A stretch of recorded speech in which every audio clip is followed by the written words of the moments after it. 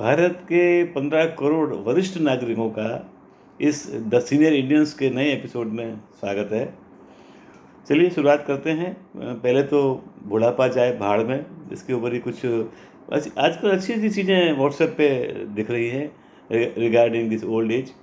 तो चलिए देखते हैं, छोटा सा वीडियो है, देखते हैं।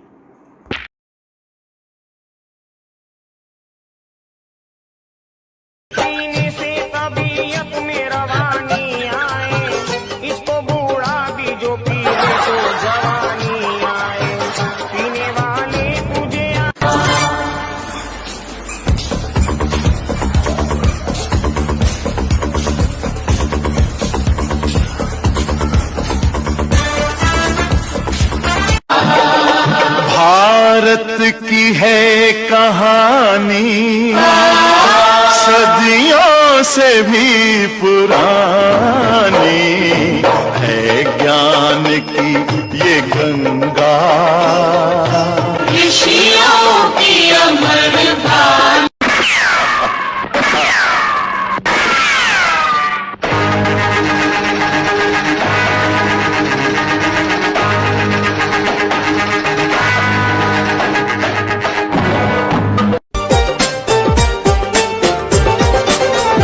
तेरा दिल कोई जब भी दुखाएगा, या तुझको ये मेरा प्यार आएगा। अरे मौत आनी है, आएगी एक दिन, जान जानी है, जाएगी एक दिन।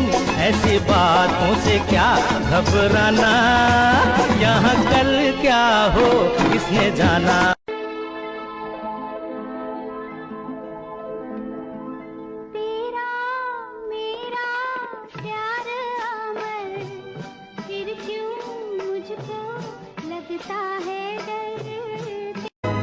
तुम जो पकड़ लो हाथ मेरा, दुनिया बदल सकता हूँ मैं।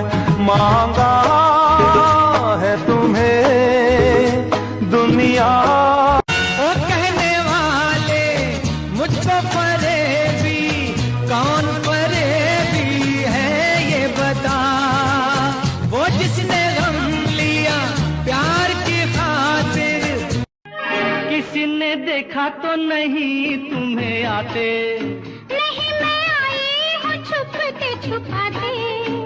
देर कर दी बड़ी, जरा देखो तो घड़ी।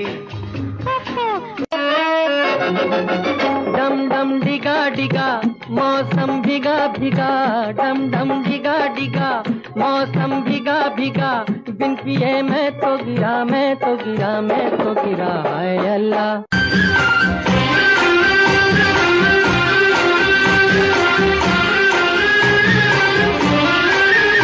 जो तुमको हो पसंद वही बात। रोबोट्स जो हैं काफ़ी उपयोगी हैं बड़ी उम्र में। जो लोग अकेले रह जाते हैं और कोई कंपनी साथ में नहीं होती है, तो robots can be very useful. ये जो दिखा रहे हैं ये भी छोटा सा ही वीडियो है, और ये यूके से है। तो 80 के आसपास के लोग भी जो हैं, उनकी वाइफ जा चुकी हैं। So how they are taking help of a robot, चलिए देखते हैं।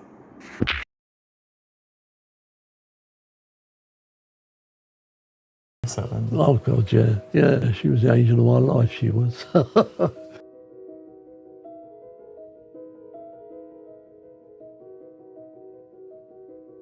Is loneliness a big problem amongst your generation? I mean, you know they are, because no one ever goes to visit them. They never see no one. And they go down to town about once a week or twice a week to some shopping, and that's their life. What about the idea of a robot for a companion? Was that male or female? Bill, you haven't drugged anything for 2 hours. Hello, Peppa. Hello. Hello. Hello. Hello. Hello. Hello. Hello. Oh dear. We could do this forever. I know we could. The elderly population is growing. It's a real problem. And there's not enough young people to actually support that elderly population. So there's this demographic time bomb. Do you want to dance with me? What dance? Oh, okay. I'll dance alone. No.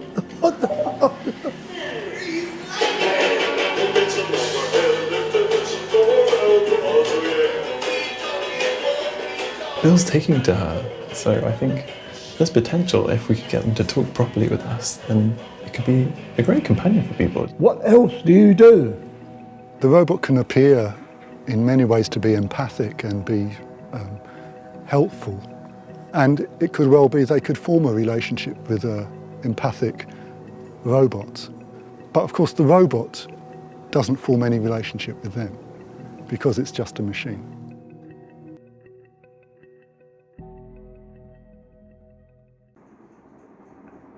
चलिए कुछ are पार की बात हो जाए तो अपने जय भाई ठाकर आ रहे हैं इस बार जो हैं he is talking about Aar Paar which was a wonderful movie produced by Guru Dutt the legendary in 54 और 55.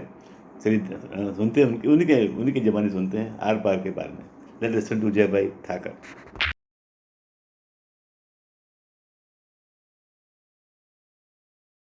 नमस्ते मित्रों. आज मैं बात करने जा रहा हूँ फिल्म आर पार की. आर पार 1954 में आई थी. मुझे बिल्कुल याद है कि मैं तब एडन में था और इसके जो गाने जो थे, हर एक गाना इतना बढ़िया था और रेडियो स्टेशन पर कंटिन्यूअसली बजता था. कभी यार कभी पार लगा तेरे नजर, वो गाना तो एकदम दिन में शायद 2-3 बार बजता था. और येलो में हारी पिया, फिर हूँ अभी मैं जवां, सुन सुन सुन सुन जालिमा, क्या गाने थे. बहुत अच्छे बहुत अच्छे. ओपी नैयर ने बड़े प्यार से गाने बनाए थे और मजरूह सुल्तानपुरी ने इतनी ही खूबी से गाने लिखे थे. फिल्म गुरुदत्त ने बनाई थी और उसी खुद ने डायरेक्ट की थी. फिल्म कॉमेडी, थ्रिलर, रोमांस का वो पैकेज था. तब वो ऐसा कुछ करते रहते थे. तब ऐसा था ना कि कोई प्रोड्यूसर या डायरेक्टर ऐसी हिम्मत नहीं करता था कि मैं सिर्फ थ्रिलर बनाऊं या मैं सिर्फ कॉमेडी बनाऊं. कम मिक्सचर होता था, भेलपुरी. तो ये फिल्म भी ऐसी है मगर अच्छी है क्योंकि कास्ट में सुंदर श्यामा और उतनी ही सुंदर शकीला, दोनों ये खूबसूरत औरतें गुरुदत्त से प्यार करती है. Love triangle. और साथ में जॉनी वॉकर है. कुमकुम ने वो डांस किया था कभी यार कभी पार. तब रहमान गुरुदत्त के साथ जुड़ा हुआ नहीं था. उसके बाद वाली फिल्मों में रहमान और जॉनी वॉकर हमेशा हमेशा गुरुदत्त की हर फिल्म में होते थे.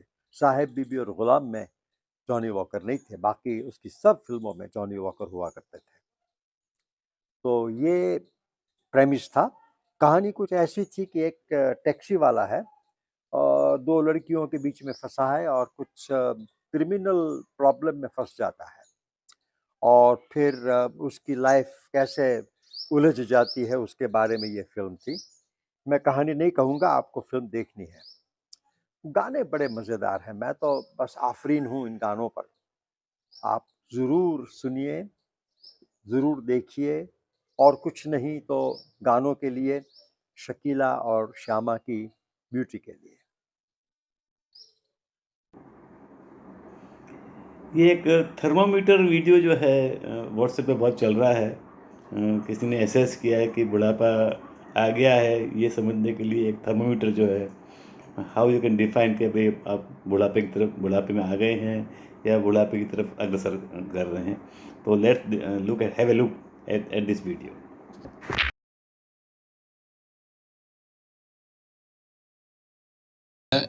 थर्मोमीटर, बुढ़ापा नापने का थर्मोमीटर. और मैंने अक्सर काफी बार इसको पढ़ा खुद चेक करने के लिए कहीं मैं तो नहीं बूढ़ा हो रहा हूं, क्योंकि एक अंग्रेजी के एक ऑथर है डगलस मैकार्थर, जिन्होंने लिखा, youth is not entirely a time of life, youth is not entirely a time of life, it is a state of mind. यानी कि युवा होना, नौजवान होना, ये आपके एज के ऊपर निर्भर नहीं है, आपकी मानसिकता के, आपके स्टेट ऑफ माइंड के ऊपर निर्भर है। तो यही कुछ लाइनें जो मुझे व्हाट्सएप पर मिली, मैं अक्सर इनको पढ़ता गया, सोचा आपके साथ भी आज शेयर करूं ताकि आप भी चेक करें कि बुढ़ापा नापने का ये थर्मामीटर लगाकर कहीं हम बूढ़े तो नहीं हो रहे हैं, कहीं आप बूढ़े तो नहीं हो रहे। दोस्त बुलाएं पर जाने को दिल ना करे, दोस्त बुलाएं पर जाने को दिल ना करे तो समझ लो कि आप बूढ़े हो रहे हो। दोस्त बुलाएं पर जाने को दिल ना करे तो समझ लो कि आप बूढ़े हो रहे हो। बिना वजह अगर मस्ती करते बच्चों पर गुस्सा आ जाए तो समझ लो कि आप बूढ़े हो रहे हो। पत्नी की सहेलियों की जगह पत्नी पर ज्यादा प्यार आने लगे तो समझ लो कि आप बुढ़ापे की ओर अग्रसर हो। धमाल मस्ती वाली फिल्मों की अगर आलोचना करने लगो तो समझ लो कि आप बूढ़े हो रहे हो।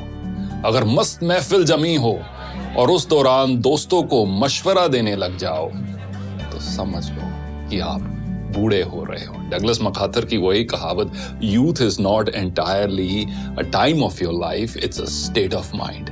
अगर नए कपड़े खरीदने की इच्छा कम हो रही हो, अगर नए कपड़े खरीदने की इच्छा कम हो रही हो तो समझ लो कि आप बूढ़े हो रहे हो।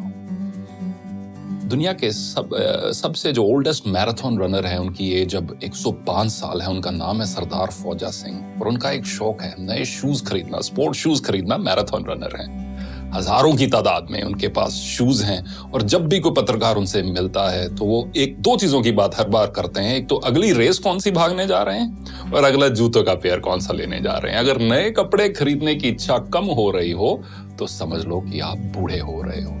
हर बात में युवाओं के फैशन पर टिप्पणी करने लगो तो ये समझ लो कि आप बूढ़े हो रहे हो। फूल पर गुनगुनाते भंवरे को देखकर अगर कोई रोमांटिक गाना याद ना आए तो समझ लो कि आप तबीयत से बूढ़े हो रहे हो। रेस्टोरेंट में खाना खाते समय और रेस्टोरेंट वाले सारे इस चीज को बहुत पसंद करेंगे, रेस्टोरेंट में खाना खाते समय अगर घर के खाने की तारीफ करने लगो तो समझ लो कि आप मानसिकता से बूढ़े हो रहे हो। बेफिक्री छोड़कर अगर सर पर चिंता की टोकरी उठाकर चल रहे हो तो समझ लो कि आप बूढ़े हो रहे हो। बारिश हो रही हो और पकोड़ों की जगह अगर छाता याद आए तो समझ लेना कि आप बूढ़े हो रहे हो। किसी और कवि ने बखूब लिखा है कि एक सवेरा हुआ करता था जब हंस के उठा करते थे हम, एक सवेरा हुआ करता था जब हंस के उठा करते थे हम, और आज कई बार बिना मुस्कुराए ही शाम हो जाती है। क्यों हंसती खेलती जिंदगी आम हो जाती है, क्यों वक्त के साथ चेहरे की रंगत चली जाती है। तो दोस्तों, कुछ भी हो, कितनी भी मजबूरियां क्यों ना हो, कितनी भी कश्मकश क्यों ना हो, जो हम सबके जीवन में है, चेहरे की रंगत मत खोना। और ये आप एक लाइफ का एक मिशन बना लो कि मुझे अपनी उम्र से पहले बूढ़ा नहीं होना, और साथ साथ एज के साथ जैसे जैसे एज के नंबर्स बढ़ते जा रहे हैं मुझे दिल से जवान रहना है, क्योंकि अक्सर कहा जाता है कि झुर्रियां चेहरे पर पड़ती हैं, दिल पर नहीं। देखने के लिए धन्यवाद।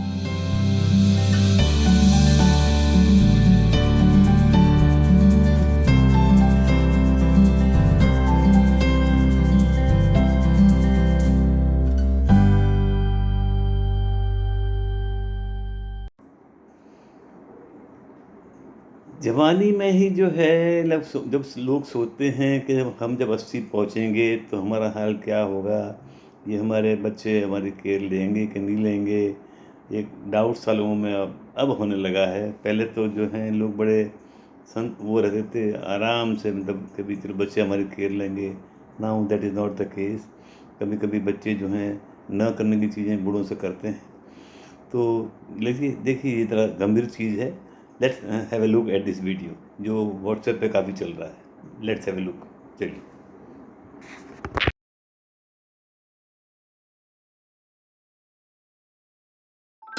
मेरा नाम सुरिंदर कौर है।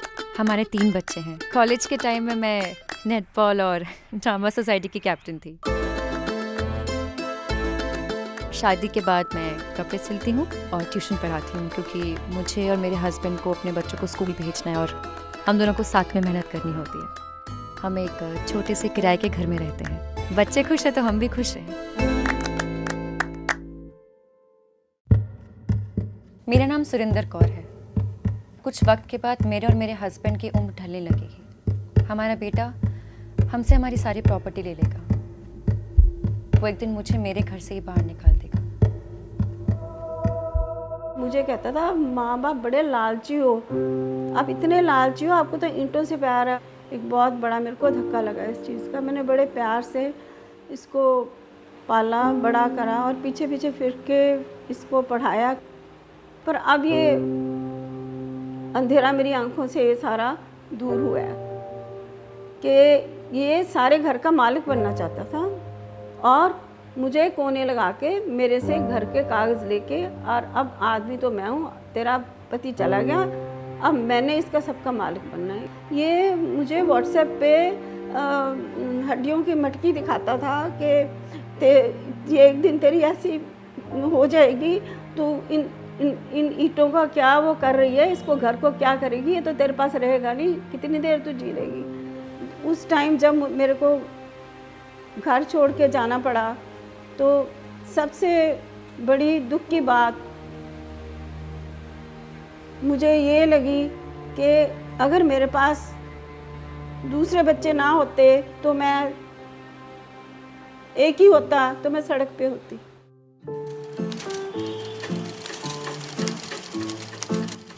मेरा नाम मुकुंद शर्मा है। मैं अपने 3 बेटों के लिए कड़ी मेहनत कर रहा हूँ। जब मैं 80 का हो जाऊँगा तब क्या ये मेरा साथ देंगे? मुझे नहीं लगता। इसकी जगह बस पास मेरा लाइफलाइन होगा। अदालतों के चक्कर काटने होंगे, बेटों के खिलाफ मुकदमा लड़ना होगा।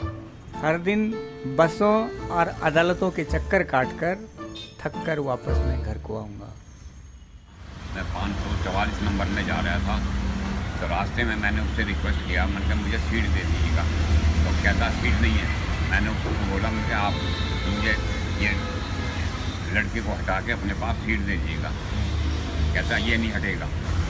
बाद में उधर की वो टिकट चेकिंग वाले आ गए, उसने फिर उनको डांटा, जो कि तुम्हें शर्म नहीं आती, तुम्हारे फादर से भी ज़्यादा उम्र होगी इनकी।